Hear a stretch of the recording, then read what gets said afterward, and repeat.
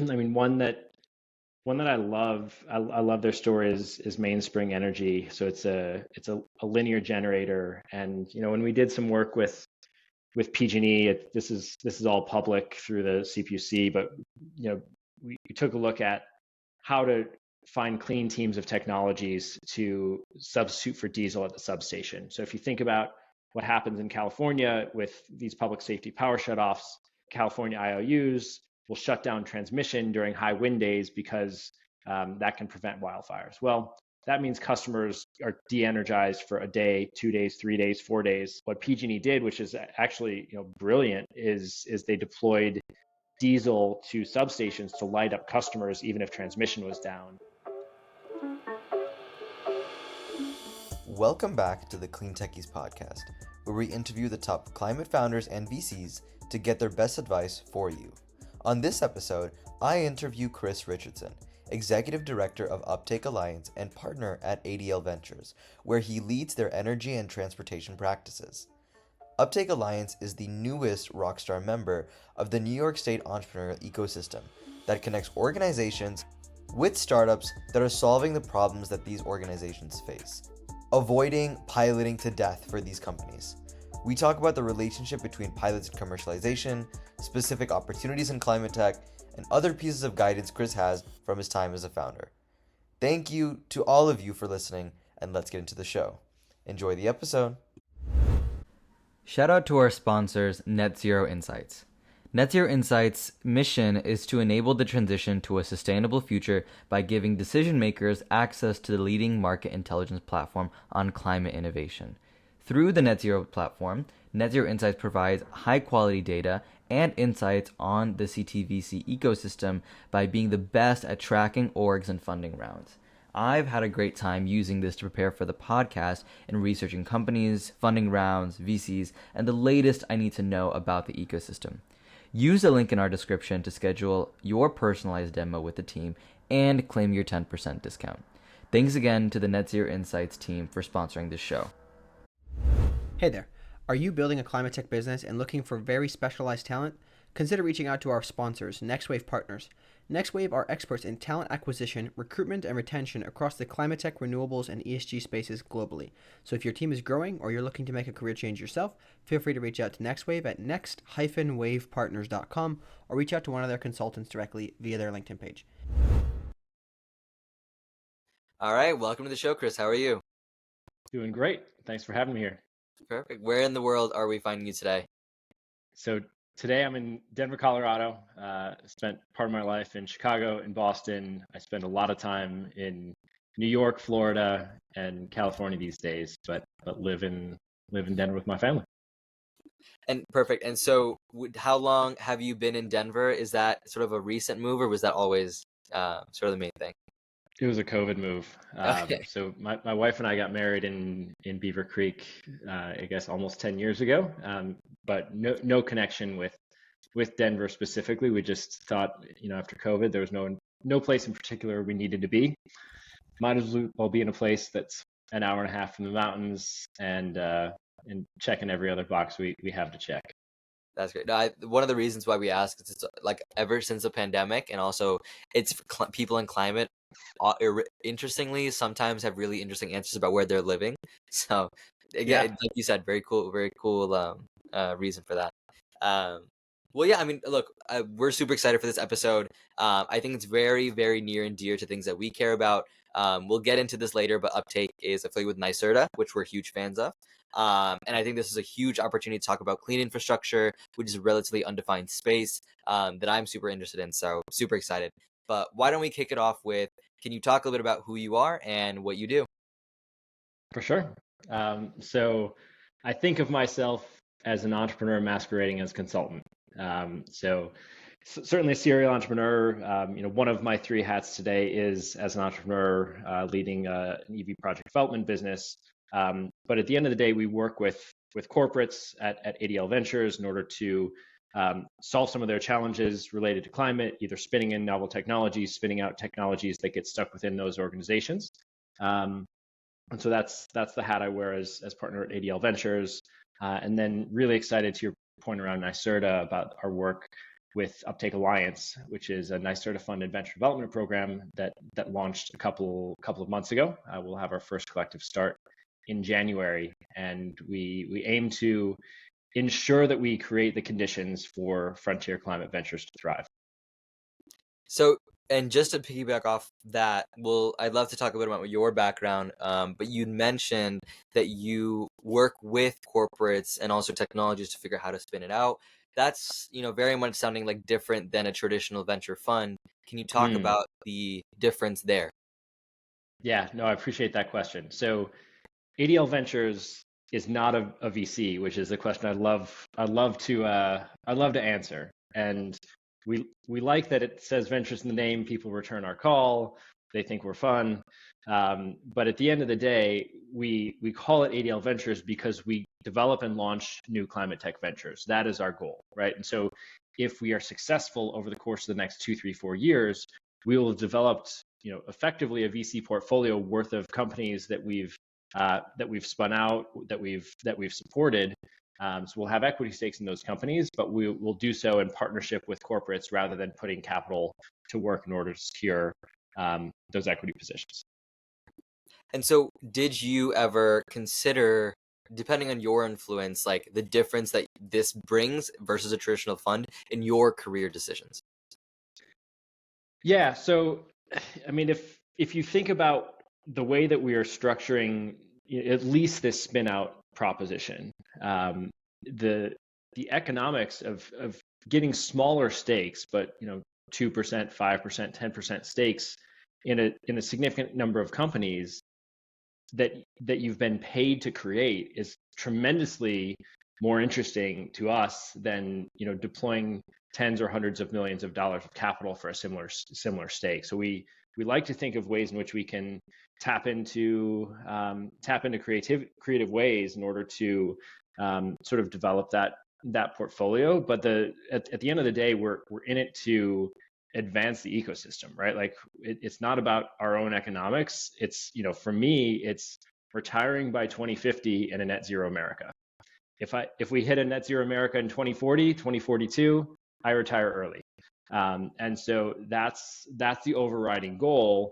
And our thesis, certainly consistent with what we're doing at Uptake Alliance as well, our thesis is that the way to affect that change, the way to drive a net zero America is to start with the corporates, the problems that they need solved, and engage the entrepreneurial ecosystem to solve them, right? And so that's one pathway. And then the other pathway is to take technology that's stuck within those organizations and try to find opportunities to get them out in the wild, right? So we worked with a large U.S. utility, one of the largest U.S. utilities, to spin out a hydrogen embrittlement coating, which is going to allow hydrogen to be blended in the natural gas system without embrittling natural gas transmission.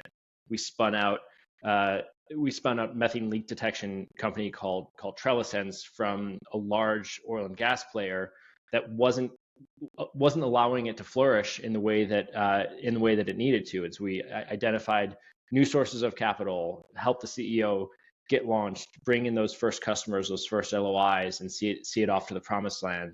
At the end of the day, we're in it for that path to a net zero America. And this is the most effective way we have found to get there, at least in our little niche. We wanted to take a quick break to tell you about another climate tech podcast. Well, literally.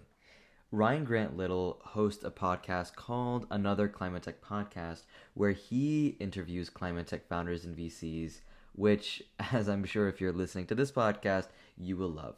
So we highly recommend checking him out. The link will be in the description to this episode. Now back to the show. It kind of sounds like a lightweight way of engaging with like innovation, whereas like you said, maybe you'd have more difficulty putting in capital, getting equity, going through the whole process of a traditional venture fund. Sure. And to be clear, we work very closely with venture, right? Like it's a really critical piece of everything that we do. Our thesis, however, is that if you start with corporates and secure corporate traction, the natural outcome of that is going to be, funding, dilutive funding, right? And so we think through obviously the role of corporates and corporate traction in driving driving venture investment, but we also think through, especially at this moment in time, the role of non-dilutive funds, grants, et cetera, in order to both drive both pieces of that, drive the corporate traction as well as to drive that investment. Got it. No, that's super interesting because I think that's, people kind of liken venture in climate to venture and traditionally in software, where you generally have to have only one seat at the table, and later rounds you'll bring in more people, but it's very much a winner take all mindset in terms of how you're trying to get ownership. And climate isn't necessarily that, because you have what everyone talks about, which is the climate capital stack, a lot of different fit players needed for success. So it's cool to hear that this is like potentially another model going forward, because I think more of those are needed. Yeah, we've all got our niche, and that's the one we found. The thing that I'd love to talk about to start off with is also building a bit of your background. So you worked at EV Button, which I think is by no mystery extremely relevant, likely to the work you do now. It was leveraging existing infrastructure to electrify, and from my understanding, let me know if I'm correct, supporting building owners and operators in that process, making it easier for them to leverage their existing assets. Could you talk a bit about that experience and what you did there? Yeah, I'm happy to. So co-founder of EV Button is one of my three hats, and it emerged from work we did with Todd Hines and the team over at XL Fleet, which was a company that went public via SPAC 3 or 4 years ago. Their fortunes changed like some other companies that SPAC'd at the time, and some of the work that we were doing with XL around electrifying arenas and other locations with low load factors, right? Like high peak demand and low usage the rest of the time. We identified this is a real opportunity. And so we spun that out, created the EV Button, and have worked for 2 or 3 years on developing that model, first at an arena in New York and now at Amerant Bank Arena in Florida outside of Miami. And the model is this. If you think about an arena, you've got 4 to 5 megawatts of power being drawn during a hockey game, during a Taylor Swift concert, and you've got 5,000 full parking spots during that event. Outside of that event, which is 80 to 90% of the time, you have an underutilized asset. You have 5,000 empty parking spots. You've got 4 to 5 megawatts of demand or of capacity that are unused. How do we take advantage of that asset? And the model that we've put forward is to leverage that asset for fleet electrification. Can you put together a portfolio of fleets that can be a little bit flexible, right? Municipal transit, school buses, Uber and Lyft, rideshare, even freight. Can you put together that portfolio of fleets that can trade a little bit of flexibility for lower cost? Right? The cost is significantly lower when you're able to leverage underutilized infrastructure, because you not only don't have to pay for tens of millions of capex that would take multiple years in order to build the T&D system to support that 4 to 5 megawatt hub, but you also don't pay demand charges, right? The monthly peak demand is also being set by the arena during those events. Anything under that demand umbrella, as we call it, bears no demand charges, which, as many folks know, comprise 20 to 50% of a commercial electricity bill. So you're able to save tens of millions of dollars of upfront cost, 20 to 50% in terms of the ongoing cost from lowering demand charges. There are a lot of fleets that are willing to offer a little bit of flexibility not to be parking during those events in order to benefit from some of those savings. And so you talked a bit about, first of all, it sounds like a super interesting space. And definitely if you think about what might be a good retrofit, an existing infrastructure to use a lot of electricity, then having the space to actually do something with it seems like a perfect fit. Why do you think that this isn't already commonplace? And maybe it's just that this just got started and the headwinds are now, but what is the resistance behind it not being essentially the 90% of every arena in the United States? It's hard. It took us 2 or 3 years identifying the combination of fleets that can work well in this scenario. And so that's a business model type scenario, but that's also that's also a very project specific scenario as well. So it's not easy to find that balance, right? And you think about a nearby, hey, let's electrify Amazon's fleet. They live 2 miles, or their DC is 2 miles away from this arena. This is going to be a great fit for Amazon. They're just going to charge here overnight. They'll save so much money. They won't have to upgrade so much of their DC. Amazon is a really, it's a humming operation. They run things out of their DC in a way that's just in time. It is an operational miracle. Anything that sends Amazon trucks 2 miles away, and while they wait to charge something and then come back, isn't going to work, right? They need to be charging while it's loading, and then go out, deliver what they need to do, and come back again. So that's just one example of like a scenario that seems intuitively like it's easy, but it's not. In fact, you need to rely on a different portfolio of fleets. And I think the other piece about that model that makes it difficult is that charging by itself is not yet a good business, right? Like Tesla has been doing charging for 10 years, maybe not quite 10 years. I don't even know the number, like a long number of years. It is just now developing a profitable charging business. Most charging businesses have low utilization, and it doesn't work great. The opportunity here is to make the market by finding the fleets who could be a good fit and making it as easy as possible for them to electrify. And that's why we offer financing options such as electrification as a service in order to get that done. Okay, that makes sense. And yeah, it seems like a lot of the things have to do with the right formula behind people who can utilize the space well enough, like you said, and again have that flexibility for having to vacate whenever they need to. Yeah. It makes a lot of sense, and I think I just wanted some clarity onto, this seems like a really great solution. There must be something there, and definitely is.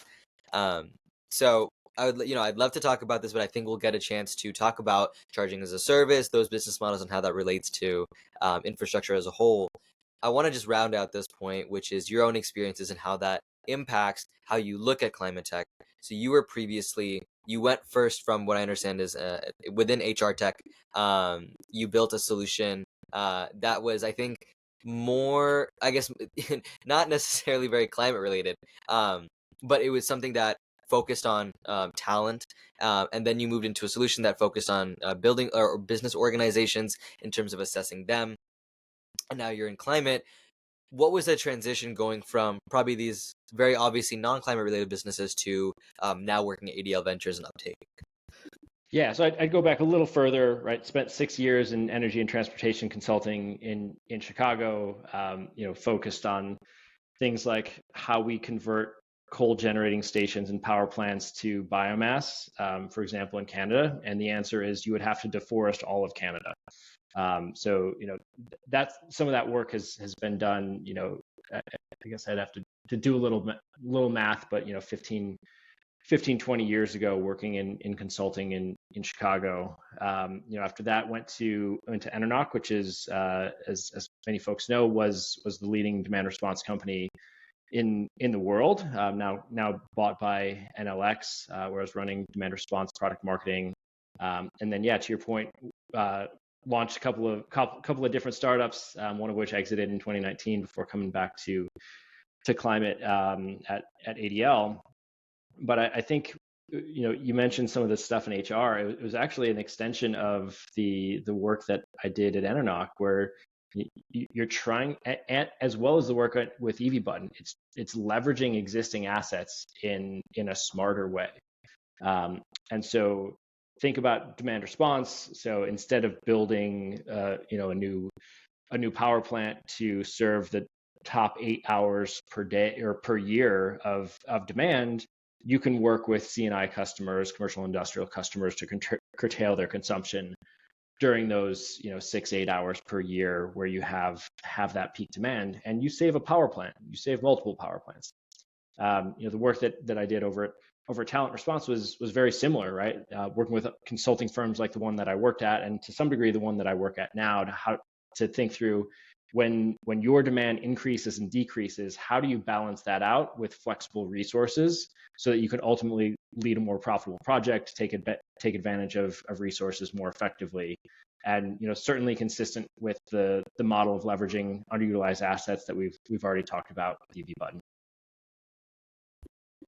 Thank you for all of that background, even more in depth than that original synopsis. I'd love to transition, I guess, with that. Now that we've talked about EV Button and set the background, the biggest things I think for your role, especially we'll get to Uptake, is the ability to set up a venture development program that intersects with a lot of different facets. And your own experiences likely reflect that, as being able to be the person at the champion of that.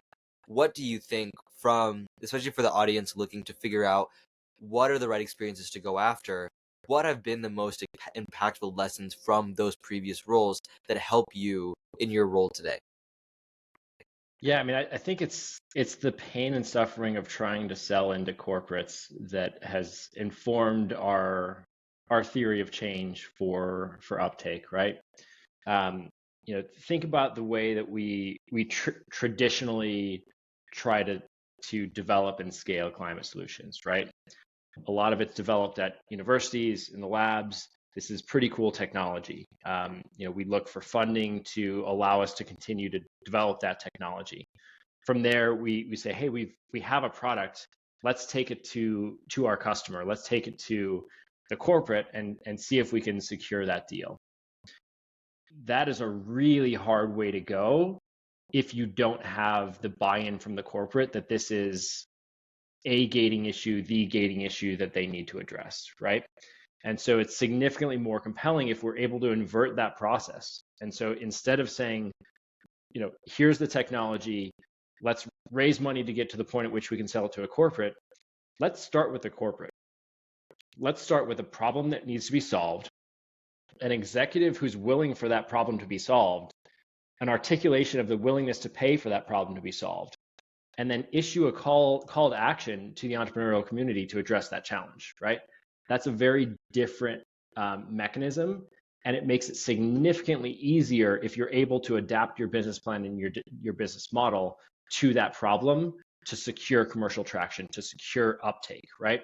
So we thought long and hard about what to name this venture development program, and ultimately it became so clear that it could only be uptake, because for us, that's the only metric that matters. The only metric that matters is adoption. I don't care about an accelerator that says they've raised 2.4, their portfolio companies have raised $2.4 billion of funding.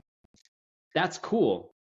That's not as impactful as like units in market, decarbonization as a result of the deployment of technologies. So that's what we're in it for. And uptake is a single metric that covers both climate impact and market adoption in that single metric. I definitely agree with that. I think there is a lot of emphasis about what is traction in climate, and people can use funding, people can use the amount of partners they've brought to the table. But time and time again, I think there's a thesis that's coming around, which is revenue and pilots and traction is more important than everything. Heck yeah. When you're looking at the companies that come across your table, and honestly, we've kind of jumped ahead a little bit. We probably should, after this, just take a step back and explain, what is Uptake Alliance and how does it interact with ADL? The thing I want to ask while we're on this point is, when companies come to you or corporates come to you and they're asking you for advice on what metrics to track. Of course, there's a bunch of different metrics for each different project, so you're not really able to quantify that. But, you're not able to generalize that. But generally speaking, is there a rule of thumb in terms of, okay, you should be generating revenue with your first pilot versus it's okay to be unpaid for some time? Essentially asking the unpaid versus paid pilot question, because that's something that keeps coming up. Yeah, there's so many different ways I could take that preamble and that question. Obviously, there's a trade-off, right? By asking a corporate to pay for something, it shows skin in the game. It shows that they're going to be your actual real partner in testing this. They're going to put resources against it because they've made the organizational commitment to put resources behind it. right? If you can't get them to pay $1, that's probably an indication that they're not going to be fully invested in testing this solution to figure out whether it can get to market. So that's not a hard and fast rule. I'm sure there are examples where you can offer a free pilot in exchange for other things, right? A commitment for a public case study and singing your praises from the mountaintop, right? I think there are other things one can negotiate in a pilot that makes it worth doing for the startup. I think from a corporate perspective, I can think of a lot of corporates who have been that first customer, taken that risk, and then have not benefited from it. And so I think one way to get around some of these challenges is to negotiate in some of these early pilot deals that if that corporate is paying for the first pilot, if that corporate is making your company ultimately successful at the end of the day, you as an entrepreneur should be willing to offer significantly preferential terms to that first customer, because the second and third customer and the fourth customer and the fifth customer are infinitely easier to secure after that first. And so whether it's most favored nation pricing, cost plus pricing, an equity stake, royalties, like there are all sorts of different ways in which you can arrange that first pilot and that first customer relationship to ensure that all parties are benefiting and making sure that corporate is invested in your success. Yeah, I think it's something that is hard to balance for some people, especially thinking climate. And we can talk about this later on. Just putting up the preface that pilots will look different, as well as the amount of companies and buyers that you can have of your technology to begin with. Some industries will have a lot of different, smaller to medium-sized businesses that can adopt a technology versus an industry where there's only a handful of really large players. So the pilots are more meaningful there. That balance really, really we hear both on this podcast and even through the companies that we talk to on a daily basis, that confusion being a big part. But before we get ahead of ourselves, I will just ask if you can explain Uptake Alliance quickly in like a minute or two, just generally speaking, what is it and what do people get out of it? Perfect. Uptake Alliance is a venture development program with our initial set of funding from NYSERDA, New York's Energy and Development Group, Energy Research and Development Group, is a venture development program focused on creating the conditions for frontier climate ventures to thrive. We do that, as I alluded to before, by starting with corporates, their challenges, an executive who's willing to pay for those challenges to be solved. And then we articulate those challenges. That can be either through simple articulation of problem statements and, to your point, metrics of success, or that can be part of, as we've done with PG&E, a much more holistic R&D strategy where we articulate not just the challenges, but their true north strategy, where they're going, and the role of R&D and innovation to get there. And our thesis is, if we're able to start with those corporates and the problems that, if solved, could meaningfully move the needle on revenue, cost, risk, decarbonization, and we're able to recruit the startups who are best positioned to solve some of those challenges, we are likely to create the conditions for uptake for adoption. So that's the thesis that we're working on. We opened our first applications, I think it was roughly a month ago. We had 117 initial applications, which we were excited about. And we're interviewing folks at this moment. I had a couple awesome interviews today, sort of teeing up the first cohort or collective to start in January. That's fantastic. Honestly, there's a question that I've been wanting to ask related to that, but congratulations first off. As someone who, I guess, has become very familiar with the MVP or pilot of death, which is, this endless time where you're either trying to get a pilot, figure out a pilot, and then this exact road to commercialization is where a huge market gap is needed. And whether you solve it or not, I think having a community around that problem will solve a lot of things. So I'm really excited by it. One of the things that we're trying to do is bring in weathered entrepreneurs who have done this before to help guide these market ready companies toward these deals, right? partner Frank Yang has negotiated really compelling, contingent purchase orders, for example, milestone-based JDAs, where you structure things for that pilot in preparation for deployment at scale, right? Here's the pilot, but here are the milestones of success in 6 months, in 18 months, in 3 years, in 4 years. If we hit those metrics, it triggers a different activity. If we hit those next metrics, it triggers a different activity, with the understanding that the conclusion of that process is a robust partnership for deployment.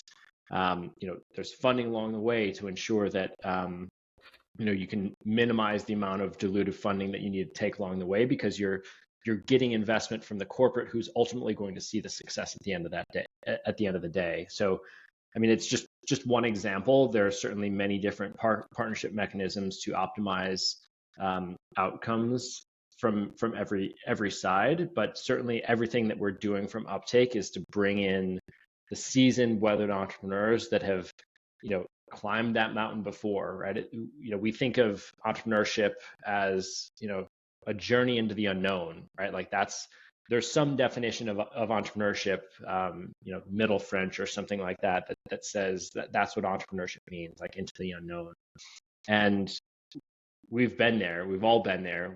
We get it. The folks that we're bringing in to help guide you, and the infrastructure we're building around this program is built around the idea that we've climbed similar mountains, right? Like we've tackled similar challenges in the past, and we haven't climbed your mountain. That's your mountain to climb, but we can guide you through the unknown, through everything that we're building. I think that you talked about like your own personal experience, kind of seeing and trying and seeing the difficulty of selling into corporates. I think that's especially relevant. Can you talk about the role that NYSERDA plays in this whole system? Of course, it's very obvious that this is a problem, but how does a government or government-related institution then factor into this? Yeah, so NYSERDA's been fantastic to work with. Our history with NYSERDA is actually reasonably long, even on this project. So we've done various work on building warranties with NYSERDA. I encourage people to check it out. Some really novel thinking around around financial products for buildings. But as it relates to Uptake specifically, we did some work with NYSERDA 3 or 4 years ago. We called it New York as First Customer. We interviewed 50 plus entrepreneurs on some of the challenges for them in driving adoption. And a lot of the insights that we gathered for NYSERDA for that effort 3 or 4 years ago found its way on a long journey, which many people claim credit for and should claim credit for, to get to the point at which they were ready to issue this pond for a climate tech growth platform that we were privileged to be awarded. The process of working with NYSERDA, there are certainly moments where we as entrepreneurs, we want to just like move fast and break things, and NYSERDA's like, can you please not break things? And so that is part of like working with a government organization, that an entrepreneur's instinct isn't always aligned with state government. But the advantage of that is that you have the resources of one of the most forward-looking states in the country to bring to bear on that, right? And so that's connections with corporates, with GSAs, with others. It's this ecosystem of other accelerators and incubators that all work together to serve this ecosystem, right? Like we're working with market-ready technologies on commercial issues, right? Scale for Climate's working on manufacturing issues. You've got incubators and accelerators incubators in particular throughout Upstate, focused on things like business formation, right?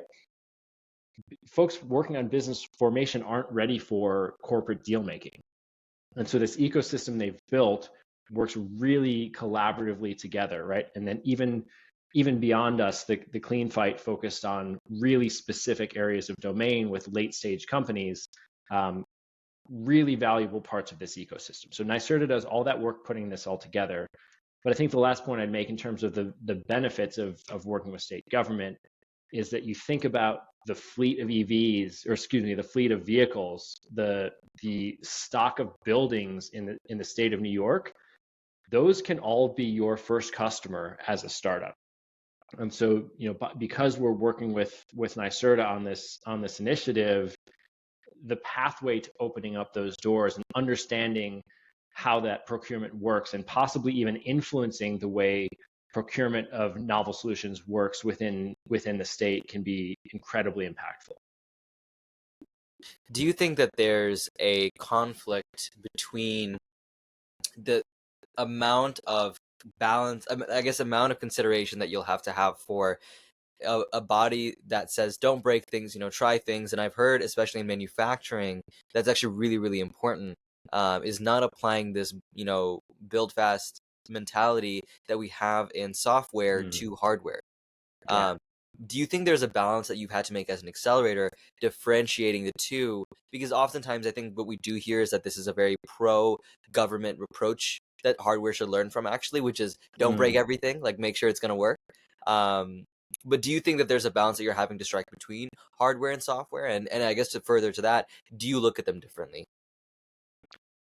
Yeah, I mean, they're completely different worlds, of course. And maybe I'll just double click on what you're saying about manufacturing, right? I think there are a lot of programs, including ours, that focus on customer centricity and making sure you're listening to the customer in order to inform your product development. And so that's this like lean, agile system that you need to work with. And before you get started, that needs to be needs to be front and center, right? Like, you think about the way Form Energy was created, at least the way I understand it, right? Like, we are trying to solve for long duration storage.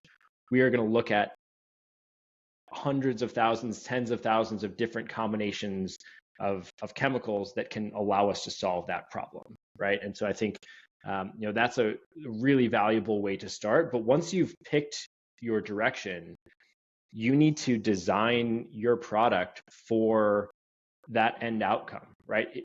So often you design for that pilot without thinking about scale from a manufacturing perspective, scale from a packaging perspective, scale from a logistics perspective.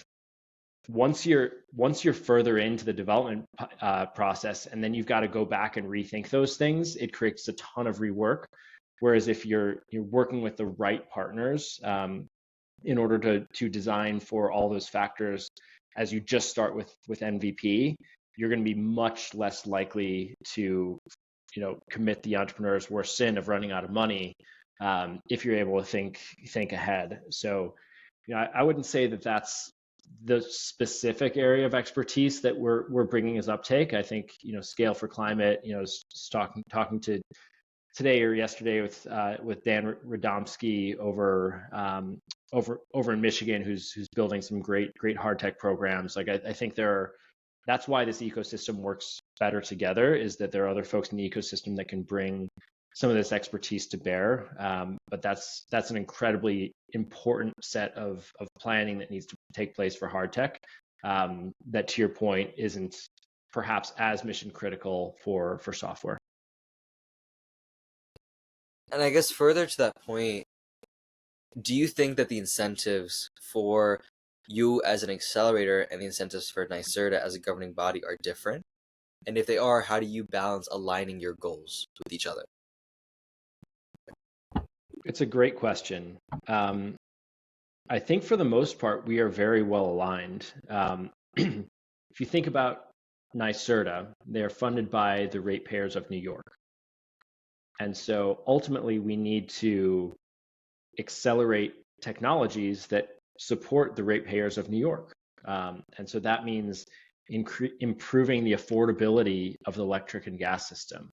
That means decarbonizing those systems. That means integrating with buildings and transportation and industry in a way that works better together in order to better serve the ratepayers of New York.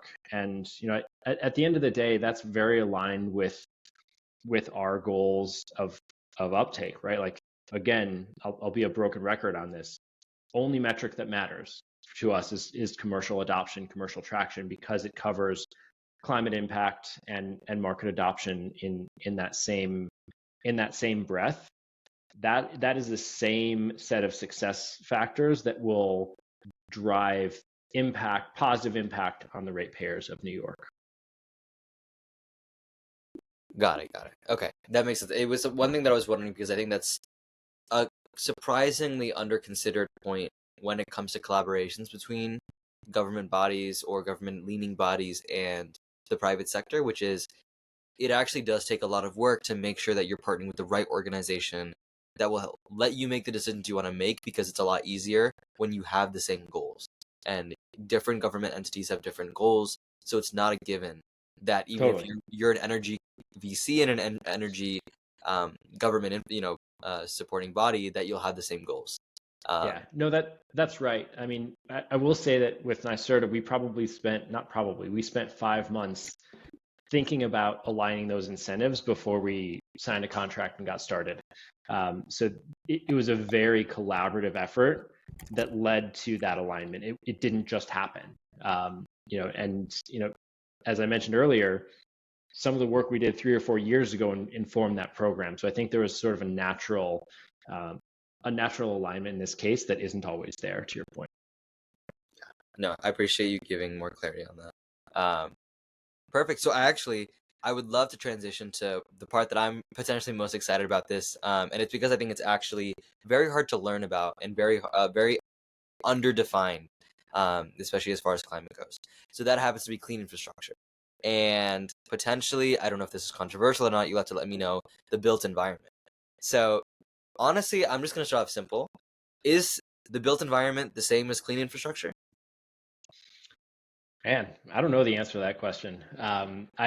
The way I typically hear built environment framed is primarily around buildings and smart cities. Right? That's in general the way I typically hear the word built environment. Where I think clean infrastructure, I think of as a bit broader. Typically, I'll think of that as renewable generation. I'll think of that as the T&D system. I'll think of that around hydrogen production and all sorts of different ways in which the industrial production work together. So in my simple world, I think of clean infrastructure as broader than the built environment, but other people may have completely different definitions. Not to ask you questions on your own podcast, but how do you think of the two? No, honestly, I appreciate it. So I think this is something that actually, I know we talked about a bit before the show, but the built environment has a lot of interesting parallels to electrification. And so the only thing that I would say is clean infrastructure, I think you could probably loop in to, if I'm ever seeing that terminology, I probably would assume more of a bias towards actual infrastructure. Versus built environment can sometimes tie into how, are you doing long versus short range mobility tied into your charging or things like that. So I feel like built environment can sometimes lean more towards the overall system, whereas clean infrastructure, if I've ever seen it, has generally leaned more towards the actual projects themselves. But again, your take is as good as mine, because I think that's something that I've seen relatively interchangeable. Interesting. So I saw built environment as a subset of clean infrastructure. You saw clean infrastructure as a subset of built environment. Is that more or less? But I also think that's because I'm seeing built environment to be super broad, and honestly, probably I'm seeing a lot of energy and mobility companies getting built environment tags on them. So I think that's probably why I see it that way. Nice. Yeah, great discussion. I'll have to do some research after this to figure out how different people are talking about that question. So I guess also to add some meat to the conversation there, what are the general technologies that you would say, and again, it would be great to have this be very short, but it could also be honestly pretty niche. What are the general categories of clean infrastructure technologies? Yep. So I would say first and foremost, energy and the grid. Second, transportation, mobility. Third, buildings. Fourth, industry. I think one could probably look beyond that to ag tech and other blue tech and other places as well. But I think certainly for the purposes of Uptake, those are our 4 areas of focus, and I think that covers the significant majority of emissions. Though you certainly could look beyond that if you're defining things more broadly. So that's a pretty, that is actually, like, I mean, I get where you're coming from. That is a very, very broad definition of clean infrastructure. But also, again, it makes sense. A lot of these things intersect with each other.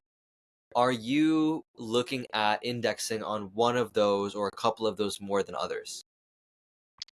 So my personal expertise and background is more in energy, utilities, mobility than those other sectors. And so that's me, Chris Richardson, right? Like, led projects over the last few years with folks like PG&E and Exelon, Constellation, National Grid Partners, Puget Sound Energy. Like, utilities are a world where I speak that language, and I understand how those different sectors intersect with utility, understand how risk averse utility is, but at the same moment, the need for innovation to address significantly increasing EV penetration, significantly increasing renewables penetration, right? So that's the world in which I operate most. That doesn't mean that's where Uptake operates most, right? I think Uptake can be a lot broader than that, and can bring in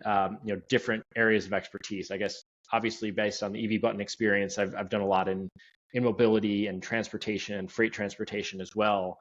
But it doesn't mean that we're not equally focused on the built environment and buildings. It doesn't mean we're not equally focused on industry. And certainly we're trying to solve the climate crisis, and we found opportunities to work through cement and steel decarbonization and all these other areas over time. I guess I can just speak for myself that from a personal expertise perspective, mine is deepest in energy and mobility.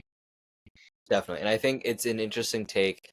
One of the main arguments for energy and mobility, and not necessarily against the other ones, but is that you often see technologies that are able to be implemented a lot quicker, just based on the fact that there's a lot of momentum behind charging infrastructure, and Tesla and other major EV players are generally already out there, versus some more moonshot technologies like carbon negative cement, which are getting to be in existence, but if you're funding them, you're likely funding them for the long term.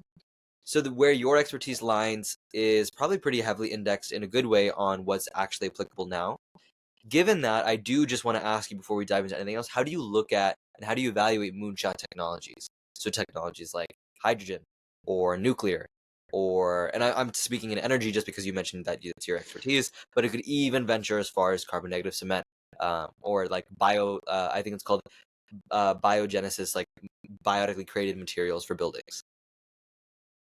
Man, I don't think of hydrogen and nuclear as moonshot, right? Like, let's talk about space solar, right? Like, there's some things that are like actually moonshot, and actually space solar is starting to get fewer laughs than it did a few years ago, and maybe there's even something there. But like, a moonshot idea would be methane, the equivalent of direct air capture for methane, right?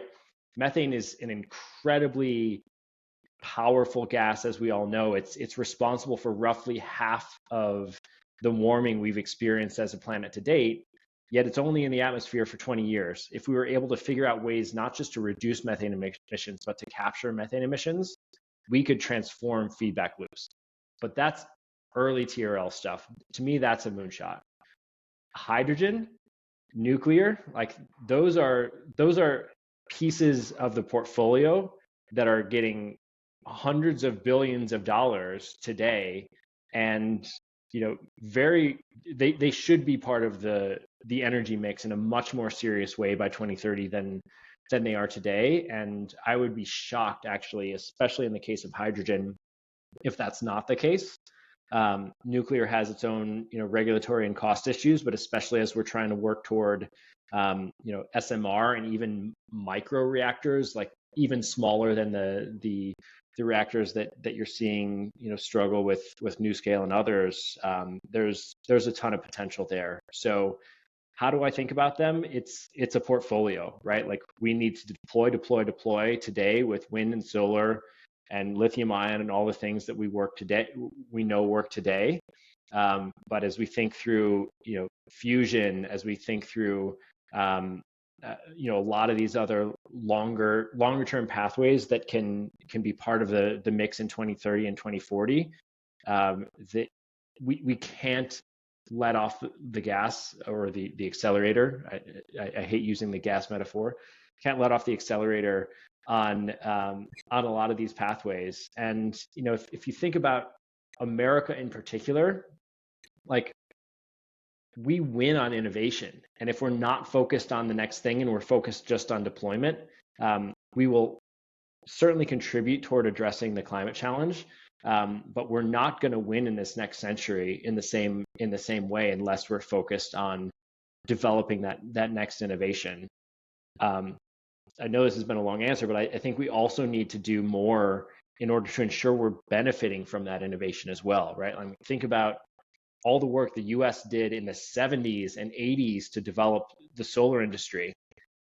Who benefited from that? Like, we benefit in cheap solar produced in China, but like we are not benefiting from that in terms of American companies, American manufacturing.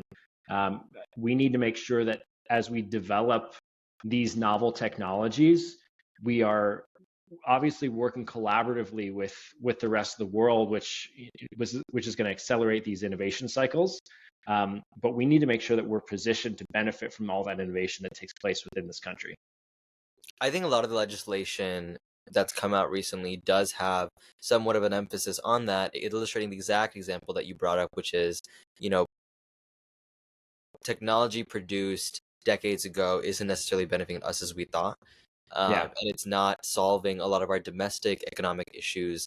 But the IRA, for example, does have a huge emphasis on global collaboration, but doesn't really put capital behind that.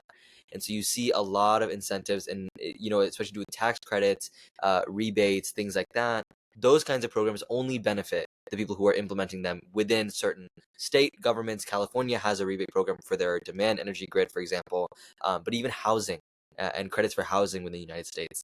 I think that's been a really, really inspiring thing, which is you're not really trying to be too broad with it or too inspirational. You're tangibly incentivizing things that are happening on the ground. So I definitely resonate with that. Yeah, I mean, as you're developing policy, there's traditional economics, right? And traditional economics says things should be produced wherever they're cheapest to be produced, and everyone's going to benefit from that specialization, right? Like we will benefit from Chinese solar production in the form of cheaper Chinese solar panels. And that is true. Like traditional economics is not wrong there, but if we want these policies to stick, it's really important for those benefits to be spread throughout this country. Certainly including red states, right? So 2/3 of the IRA money have gone to red states, and that's going to help protect the IRA from rollback. It's not going to be rolled back in its entirety, but even different pieces of the legislation, they're creating jobs in these states. It makes it very difficult to roll that back. And so you need to have those two lenses, that economic and the political lens when creating policy. And I think we've seen things balance a little bit more toward those political factors to ensure that those policies stick over the long haul. I totally agree with you there. One thing I wanted to ask before we get into the insight section of the show, which is potentially my favorite section, within mobility and within clean infrastructure, there's been a huge problem that I've seen come up recently, which is the economics of scale of investing in urban versus rural technologies when it comes to mobility. And that obviously translates into charging networks and getting those out into rural areas where a lot of the transportation, especially related to trucking and everything, actually happens. So alleviating that alleviates a huge economic concern behind electrification. when you're looking at technologies, do you have an opinion on what the process of getting technologies from urban settings out into more rural areas could be? And are you looking to invest in that in your current thesis? Yeah, so I might split my answer into energy and mobility. So, and I think New York State's a really interesting example of this, right? Like you have all of the load in the state, exaggeration, a lot of the load in the state in New York City. New York City has no room for solar, for wind, and production. If we are going to have, a net zero or close to a net zero state in New York, you're going to rely on the other 80 to 90% of the state that has land for solar, for wind, for renewable generation, tap into Quebec and the hydro resources, right? And so you effectively have two grids that need to work better together for the system to benefit. And so I think, obviously one of the things you dramatically need there is new transmission in order to sort of connect those grids, and that is a dire need if we're going to get to some of those 2030 goals.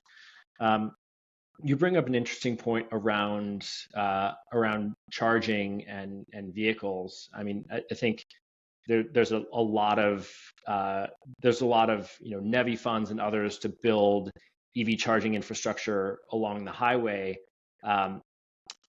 A lot of that is geared today toward passenger vehicles, and that's great. But you'll see these parking spaces set up where you could only fit a passenger vehicle.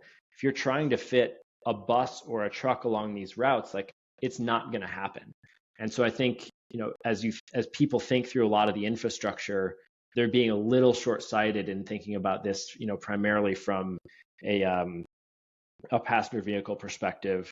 The example my co-founder at EV Button likes to bring up is the example of when he saw EV charging infrastructure with two ports, but like one per parking spot. So you literally you have twice as many ports as you could actually have cars in the situation. Like the way these things are being designed are completely illogical, and we need to really build out the infrastructure to support bigger vehicles. Certainly Flying J and some others are focused on that. The last point I bring up on that is it's not yet a sure thing that battery electric vehicles are going to win for big trucks. Certainly it's pretty clear battery electric's going to win for passenger vehicles, probably class 2 trucks, pickup trucks, and things like that. But as you get to class 8 trucks, especially long haul, hydrogen starts to look pretty attractive, right? You don't have the same shortcomings in terms of the weight of batteries that impacts the payload that you can put on a class 8 truck. You don't have the same issues around the time it takes to charge. You have a different set of issues around how the heck are you going to store this hydrogen underground? How are you going to liquefy it? What are the costs of doing so? It's a wholly different set of issues. But I would say that as we think through our policy for urban versus rural electrification, we should also think through who might win and how we create options for the future, depending on which of these two technologies ultimately win for heavy duty vehicles. I think it's an interesting parallel because I was reading recently about aviation, and that trade-off has been clearly decided that battery is not going to work, especially given the normal unit economics of planes where, and I learned this recently, where they calculate into a very precise amount how the fuel is being burned as the flight goes on. So you have a reduced payload by the time you end the flight, and batteries obviously throw that out the window and makes everything a lot more difficult. So hydrogen, again, is a question about, okay, how can you reduce weight? But it's interesting to see that if you take that context and passenger vehicles context, how do these different like medium range solutions fall in between, and potentially needing a framework around deciding, what is the ultimate technology to fund? So is it hydrogen? Is it some new version of a battery? Anything like that. So I found that super interesting. So thank you for that. I mean, one quick anecdote on hydrogen for planes. So I see this so often where the incumbents don't trust novel technologies and therefore are unwilling to test them in their systems. And obviously these systems are risk averse for a reason, right? Like the consequences of failure of utilities are bad. They're worse for planes, right? And so we need to be very careful about that. But there's a company called Universal Hydrogen, who and their Universal Hydrogen's goal is to build the hydrogen fueling infrastructure for the next generation of hydrogen planes. They're doing so with these large liquefied fuel capsules, so that you're not like plugging in you're not inserting a port into the plane to fuel it with hydrogen. You're just loading up capsules. It's by far the fastest way to do that from a logistics perspective. But Boeing and Airbus aren't going to just allow you to put that into their plane.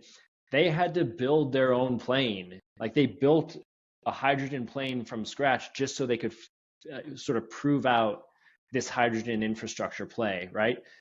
There's a guy named, different analog of the same thing, where this guy Tim Barrett at Gridware, he got a lot of initial interest, including interest that we facilitated with utilities around his like line sensors for distribution and transmission, but he couldn't test it on a grid because it wasn't proven, right? Like you can't put it on a grid unless it's proven.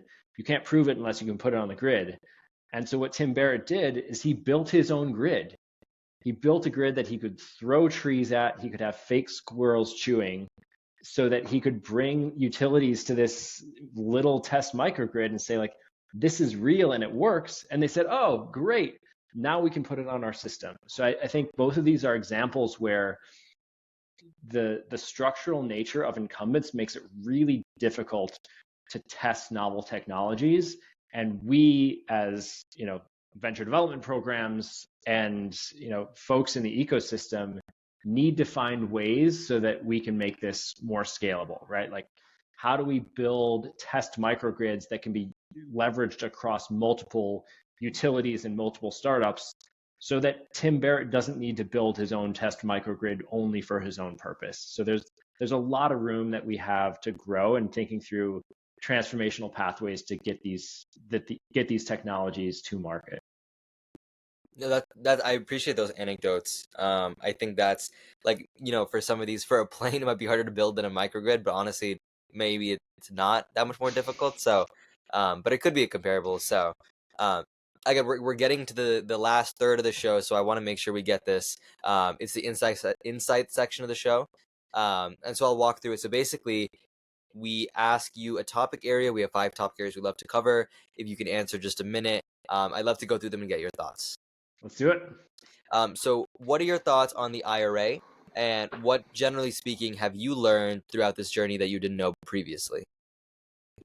Yeah, so we talked a little bit about the IRA already in terms of stickiness, and the way that it was designed, and in what I think was a very thoughtful way, like great balance between a focus on deployment and predictability with, and we're going to be done with the ups and downs of the ITC and the PTC. We're going to have predictability.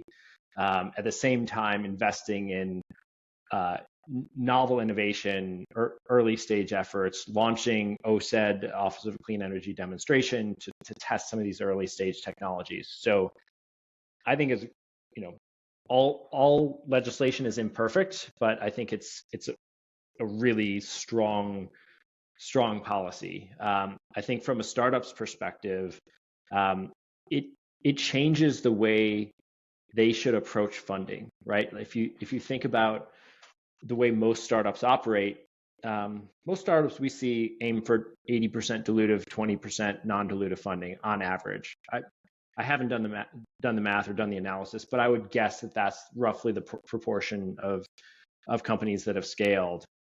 Those that we've spun out and those that we've started have the inverse: 80% non-dilutive, 20% dilutive.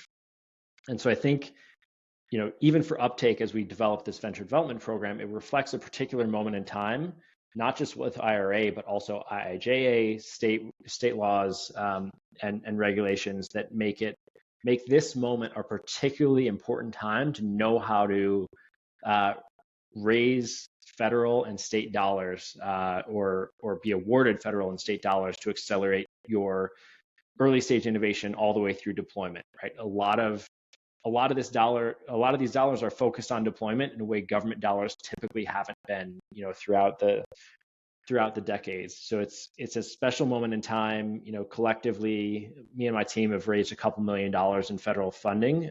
We know how to play this game, and a lot of the work that we're doing is to support these startups that we work with, obviously focused on corporates and corporate adoption, but also ways in which they can keep more of their company through this growth stage by tapping into non-dilutive funds.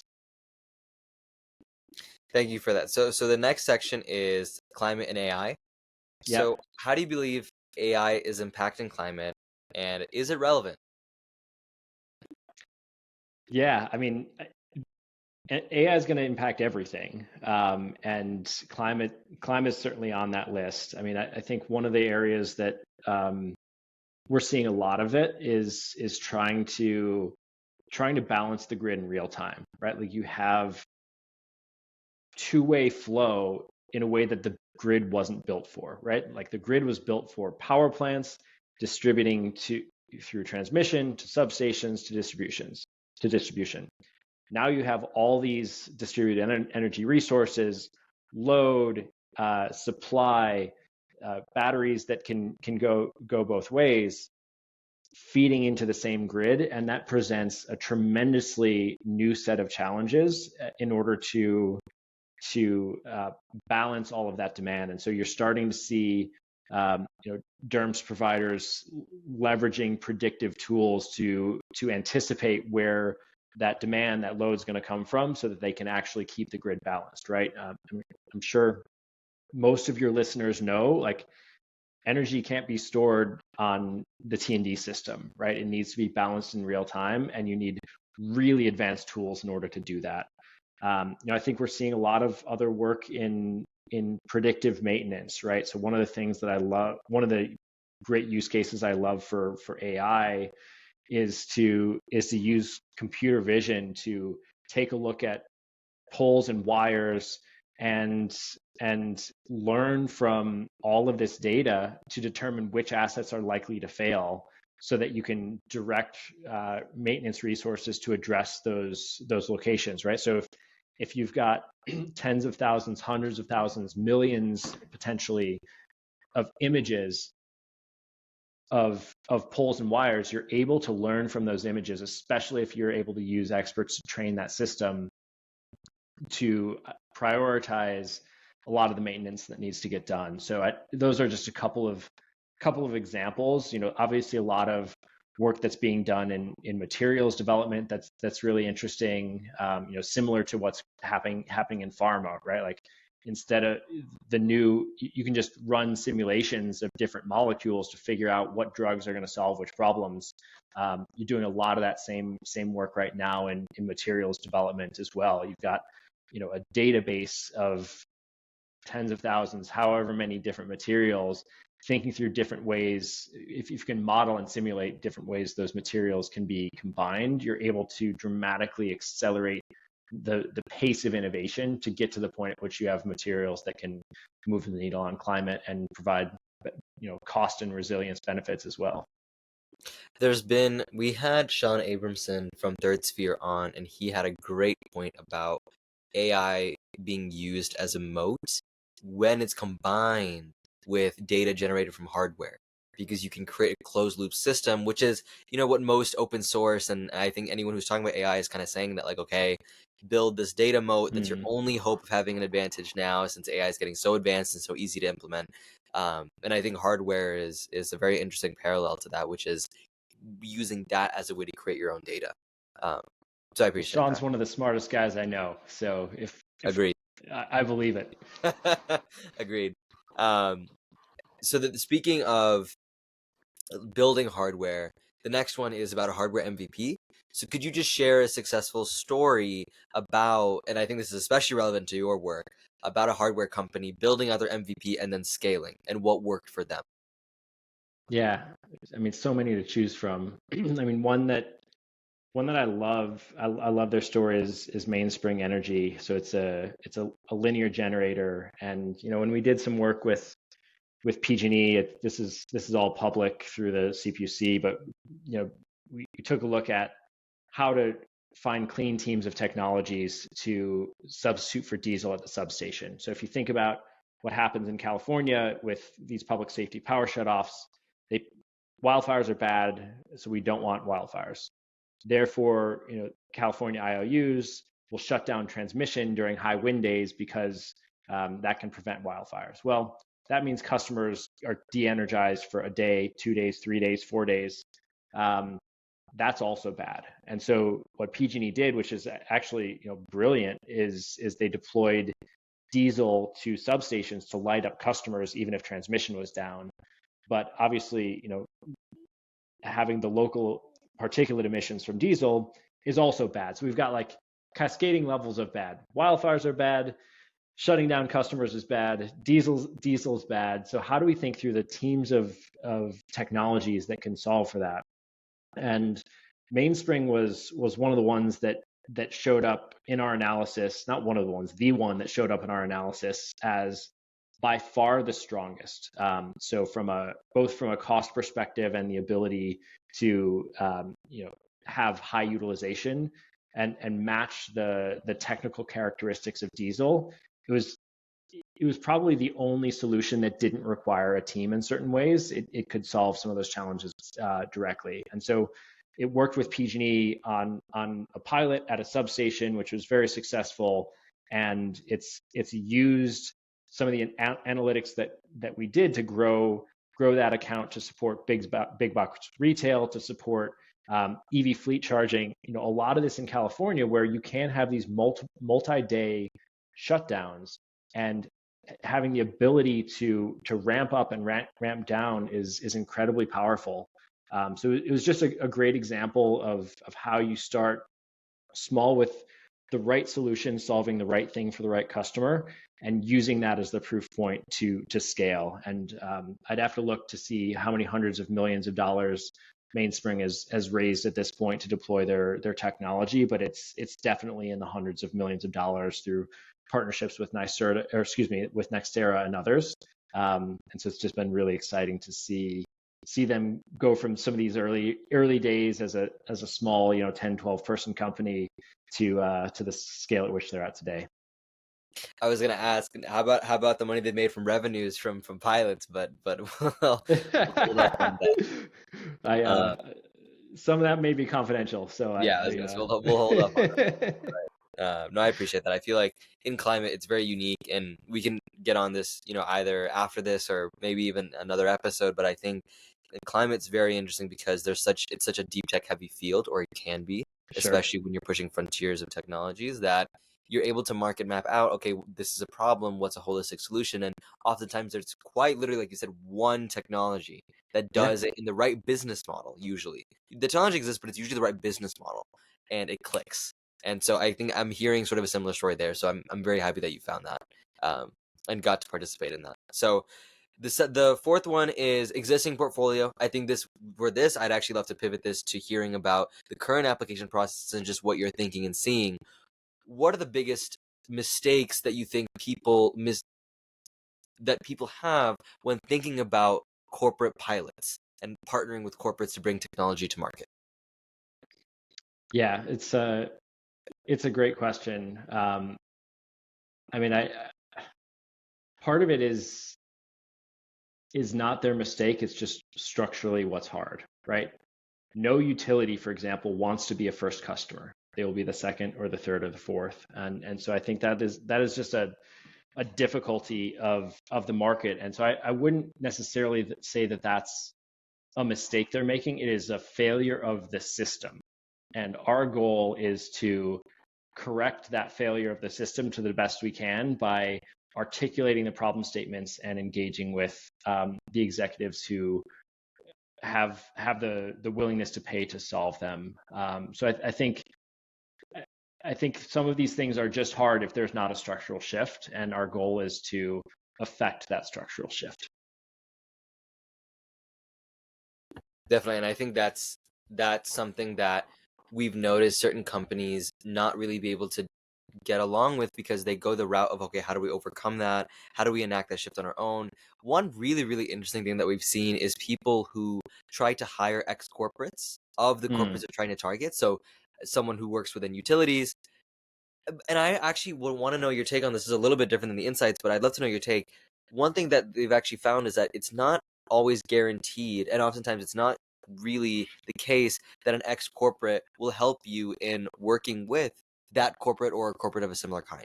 Do you have a similar experience when looking at the talent of your team and working with corporates, or is it not like that? Yeah, it's a good question. I mean, the individual matters too. The relationships matter. So, like, if you've worked at one corporate, you may have a good relationship with that one corporate, right? And especially in utilities, right? Like, that is one service territory. That doesn't necessarily mean you have relationships with the other 900 IOUs and the other whatever. I'm 5,000 co-ops and munis that we have in this country. I'm sure my numbers are off there. So it sort of depends on the individual. I mean, I think what can be more effective than just hiring someone who came from the corporate is partnerships, right?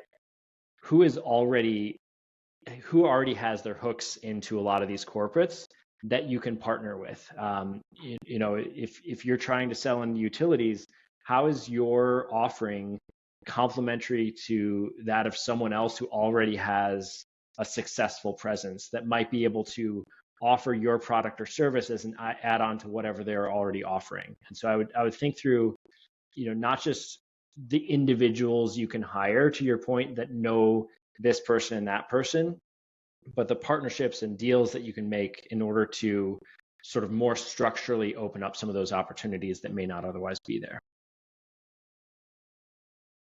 Got it. And the last, because we moved to that point, I just want to ask the last one.